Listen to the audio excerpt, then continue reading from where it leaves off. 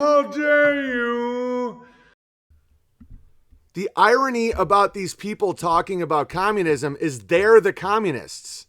They call themselves capitalists, they call themselves freedom guys, but if you're dependent, you're the parasite. The people claiming to be against communism are already completely reliant on the system. Being competent and local is actually their best shot at transcending tyranny. They can keep screaming at the sky with their car horns, but I'll keep calling it like I see it. The farmers turned on their masters before the Holodomor. A lot of people don't know about the Holodomor. They just say, Holodomor, Jews! Do you want to know about the Holodomor? Because I know about the Holodomor. The farmers turned on their masters before the Holodomor. They were swayed by foreign media to demand more freedom. That's a true story. They destabilized the region and were bought for pennies on the dollar. They were serfs, guys. Back in the day, Russia, Ukraine, Eastern Europe, when you bought 10 acres on Zillow, you got a family with it. They were literally slaves. They were owned by their masters. And so when they were convinced to do a slave revolt, it destabilized the region and they starved. They weren't just, they were all lined up and shot. No, some of the leaders were, but that's not how war works. That's not how genocide works. The old, weak, and young starved because the system they relied on stopped pampering them. Why would anyone shoot their slaves? That doesn't make any sense. Sound familiar, Canada? The irony of the Holodomor is they are creating the exact situation again as they pretend to be fighting it. Most genocide is starvation, which happens when people who rely on a system can no longer access the system, for a variety of reasons. Actually look into these historical events before commenting on them and with satanically comedic irony. Yeah, it's about not being reliant on the system. And they say the bears are dumb for thinking making your own food and infrastructure is a solution. Well, they have no solutions for anything themselves other than honking and trying to get Trump back in office. It would be one thing if their strategy was actually a strategy. Like that me not honking and screaming and demanding from daddy, if like that was going somewhere good. All right. I did a couple responses here too. Those guys, Full Metal Jagged Bear says, those guys are broken windows. It's how prey speaks. It's so true. It's prey talk. Being a serf sounds nice.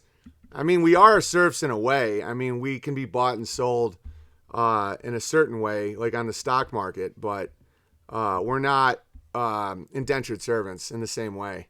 But that's what debt is. So a lot of people in areas of Russia, the Eastern Bloc, Ukraine, throughout the entire communist takeover, they were unaffected.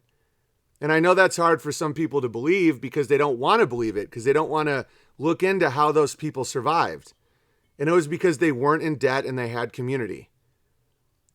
They don't roll in like you think they do. And some people's grandparents have told lies because they don't want to admit what actually happened. And you're watching it right now. They destabilized their own economic systems because they were demanding more from their daddy. And then a new daddy came in and gave them a worse deal. Does that sound familiar? All right. And I mean, even if I'm wrong, it's by far the best strategy. By far. And the more you do this strategy, you realize the real fight is local. Like we recently had this legal battle in our community where a 700-acre farm was being broken up into 70 10-acre plots. And a lot of us locals were really, really upset about that because that'll put a lot more pressure on the aquifer and local infrastructure, and it will put a lot more pressure on the land. And but it went through, it passed. So they're doing that now. And that's way, way, way more important of a fight than what's happening in Russia, because you can't affect any of that. What you do doesn't matter.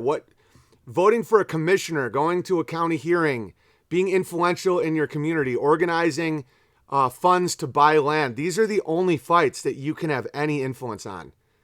To honk your little horn because you want daddy to bring you more stuff is literally communism.